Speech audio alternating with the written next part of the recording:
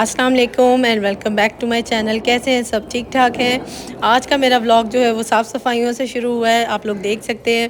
क्योंकि मेरा जो डर्टी किचन है आपने होम टूर में भी देखा होगा ज़रूर, वो बहुत बहुत यूज़ में आता है और डर्टी किचन ही मैं यूज़ कर रही होती हूँ।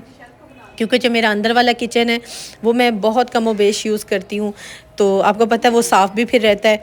तो ये जो किचन है ये मेरा बहुत रफ़ यूज़ में होता है। ये मैंने जब इस घर में शिफ्ट हुई थी तब मैंने इसको थोड़ा सा ना बस ऐसे टेबल रख के स्टार्ट किया, लेकिन आहिस्ता आहिस्ता फिर मैंने इसमें शेल्फ डलवा ली और सेटअप बना लिया। अब ये है कि यहाँ मैंने 2 चूल्हे सेट किए हुए हैं, एक सिलेंडर वाला और एक गैस वाला। उसमें ये हो जाता है कि जितना भी काम गर्मी में, स्पेशली गर्मी में मुझे बहुत बहुत बहुत सहूलत होती है, हवादार होता है। और जो धुएं का और जो गंदे कैबिनेट्स होते हैं वो भी मेरा मसला हल हो जाता है।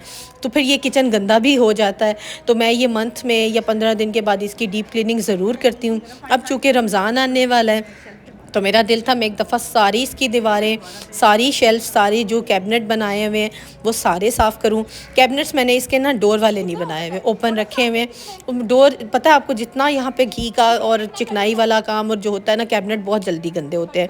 तो मैंने कैबिनेट से बॉक्सेस लगाए हुए हैं, उसमें जो ज़रूरत की चीज़ें वो रखी हुई हैं। बाकी सारी जितनी ज़रूरत की चीज़ें वो मैंने अंदर वाले किचन में रखी हुई हैं।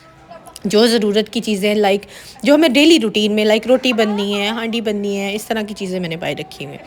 तो नीचे शेल्फ़ भी हैं, शेल्फ़ के नीचे भी कैबिनेट्स हैं, उसके आगे भी डोर नहीं लगे हुए, ओपन कैबिनेट्स रखे हुए हैं।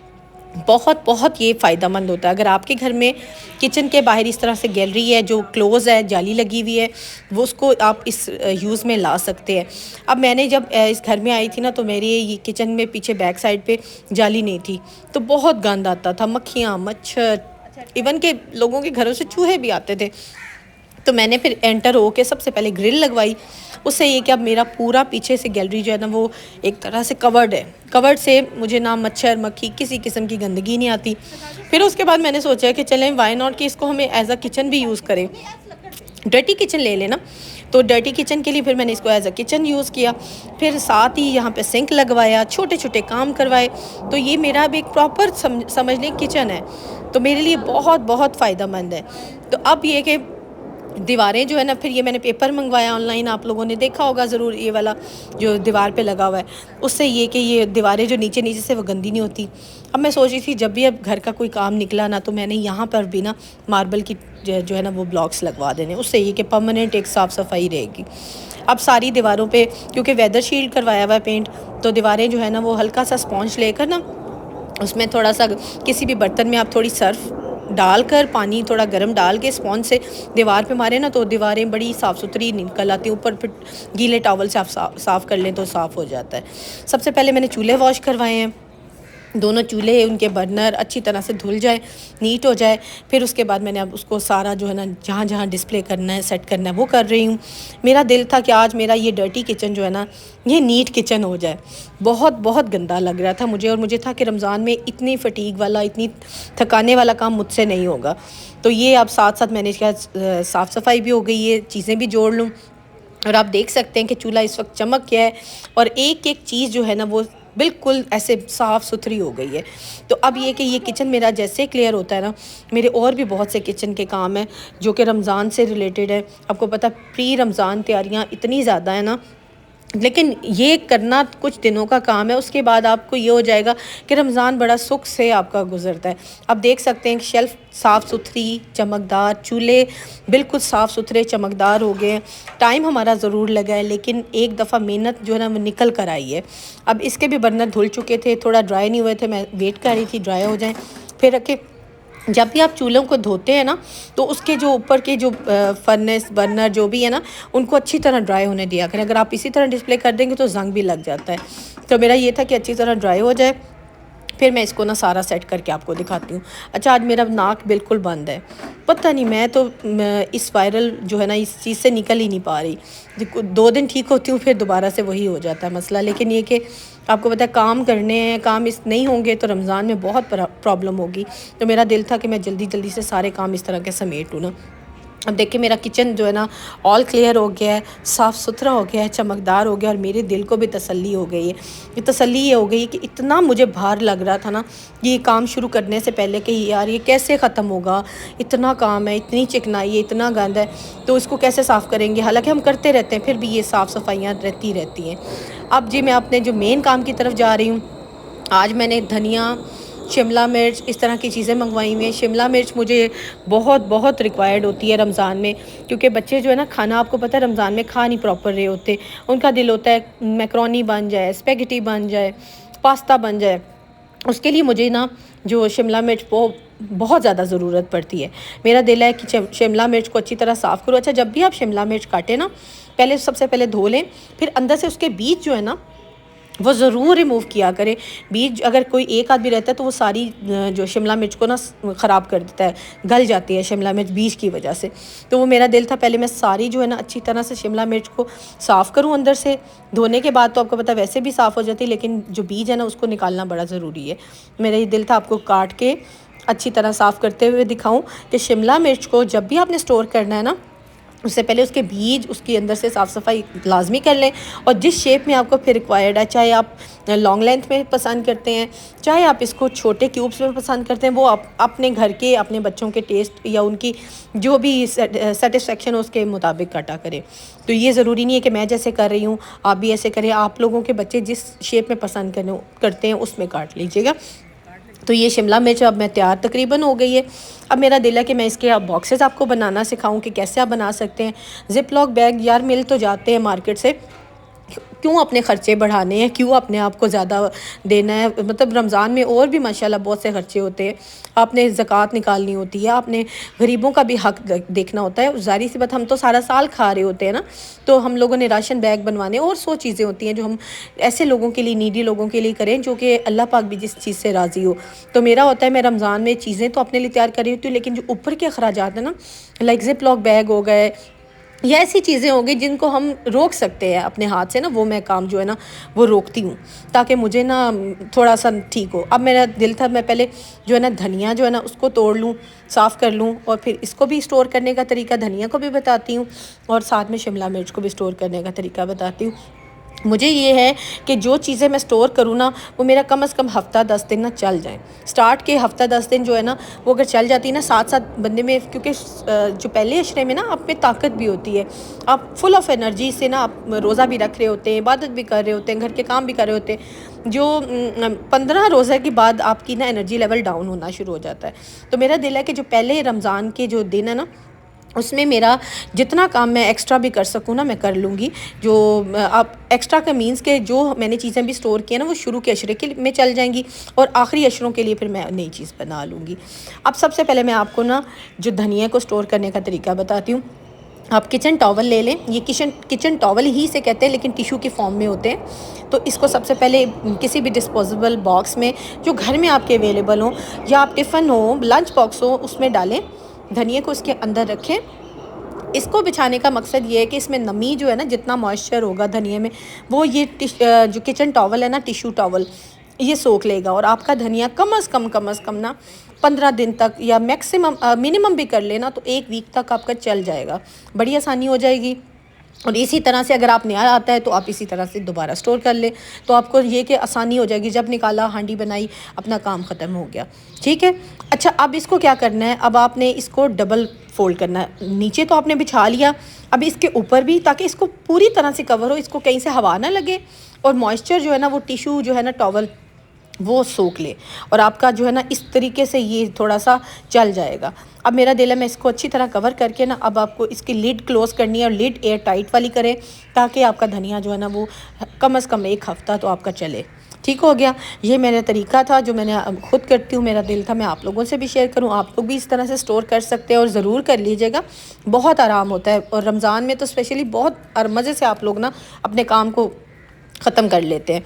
अच्छा, अब इसके बाद मैं आपको दिखाऊंगी शिमला मिर्च। शिमला मिर्च जो है ना उसके मैंने ये छोटे वाले बॉक्सेस, ये देखिएगा ये वाले जो बॉक्सेस है ना, इसमें फ्रूट चाट, इसमें छोटी छोटी चीज़ें जो हम ऑर्डर करते हैं ये वो चीज़ें के लिए आता है। और मेरे घर में इस तरह की चीज़ें शाम में, क्योंकि बच्चे मोस्टली खाना रिपीट नहीं करते, वो कहते हैं हम कुछ ना कुछ मामा ऑर्डर कर लेते हैं, तो इस तरह के डिस्पोजेबल बॉक्सेस में आता है। ये मेरे पास ढेर सारे पड़े होते हैं, तो मैं रमज़ान के लिए स्टोर करके रखती हूँ ये चीज़ें, ताकि मैं इन चीज़ों को रीयूज़ कर सकूँ ना। तो ये मेरा रीयूज़ में ही बॉक्सेस हो गए। देखें अब मैंने 3 बना लिए हैं बॉक्सेस, तो एटलीस्ट मेरा ये हफ़्ता 10 दिन चल जाएंगे, क्योंकि रोज़ तो मैकरोनी भी नहीं बननी होती। अच्छा, अब आप सोच रहे होंगे कि अचानक से ये मैंने क्या आपको दिखा रही हूँ। ये मेरी एक फ़्रेंड है, बड़ी प्यारी मेरी फ्रेंड है, मुझे बहुत अजीज़ है। ये उनके घर हाउस फार्मिंग थी, उन्होंने माशाल्लाह माशाल्लाह नया घर बनाया, बहुत प्यारा बहुत प्यारा, अल्लाह उनको नसीब करे। उनके घर आना था, तो हमारा यही है कि रमज़ान से पहले ना इस तरह की दावतें, इस तरह के जो भी हमारे पेंडिंग चीज़ें वो हम कर लें, क्योंकि रमज़ान में आपको पता है ना मोस्टली हम लोग घर से मुश्किल होता है थोड़ा सा ना निकलना भी, और इस तरीके से फैमिली सब ने रोज़ा रखा होता है माशाल्लाह, बेटे ने भी रखना होता है, बेटी ने भी, हस्बैंड ने भी, मेरा अपना भी रोज़ा होता है, तो इस तरह के गेट टुगेदर थोड़े कम कर देंगे ना। तो ये मैं अपनी फ्रेंड के घर आई हूँ, आप देख सकते हैं कितना खूबसूरत उसने हमारा वेलकम किया। हर चीज़ इतने करीने से, इतने सलीके से उन्होंने रखी, नई चीज़ें हैं माशाल्लाह माशाल्लाह, बहुत प्यारा घर। अल्लाह पाक नज़र बद से बचाए, और आप सबको भी अल्लाह पाक नज़र बद से बचाए। तो ये उन्होंने सारा जो है ना सेंटर टेबल का डेकोर किया हुआ था, बहुत प्यारी चीज़ें थी, मैंने भी खैर बड़ा इंजॉय किया और वीडियो भी बनाई, मेरा दिल था आप लोगों से शेयर करूं। तो ये जी, इसके बाद अब मैं खाने का भी आप लोगों से शेयर करती हूं। और अच्छा, मेरा अगर आपने व्लॉग देखते हैं और मेरे चैनल को अभी तक सब्सक्राइब नहीं किया तो सब्सक्राइब ज़रूर कीजिएगा, और वीडियो के एंड तक ज़रूर देखा करें ना।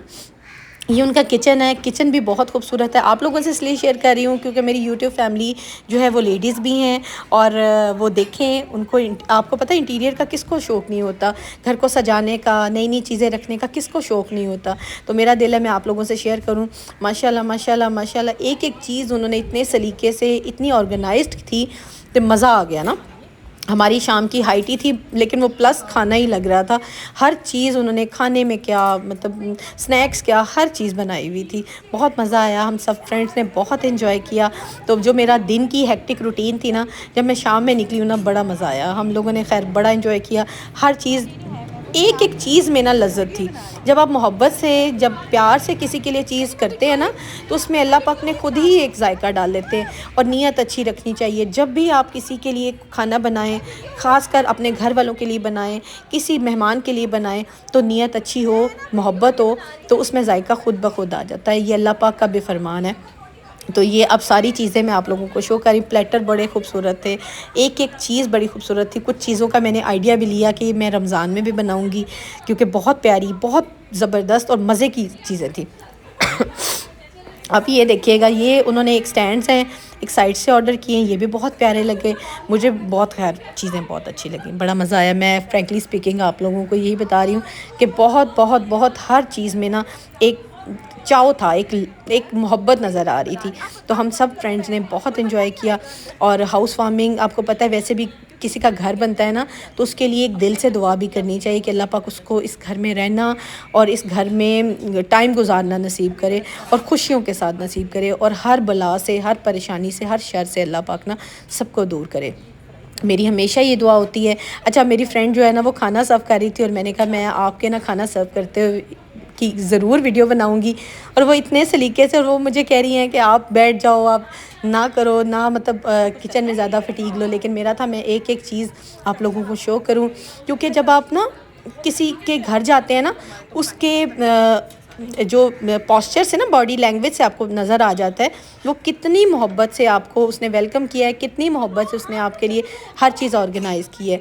तो खैर मुझे तो बहुत मज़ा आया, मुझे बहुत अच्छा लगा, क्योंकि ये मेरी बड़ी प्यारी दोस्त हैं, और बहुत सी हमारी जो है ना फ्रेंड्स आई हुई थी, और सबसे मिल के भी बहुत अच्छा लगा। होपफुली आपको भी ये बहुत अच्छा लगा होगा। अगर आपको इसमें से कोई भी चीज़ पसंद आई है तो मुझे कमेंट बॉक्स में ज़रूर बताइएगा। और मेरी जो किचन की डीप क्लीनिंग और जो चीज़ें मैंने आज स्टोरेज में की हैं, वो उसकी अगर आपको कोई भी चीज़ अच्छी लगी है वो भी कमेंट बॉक्स में ज़रूर बताइएगा।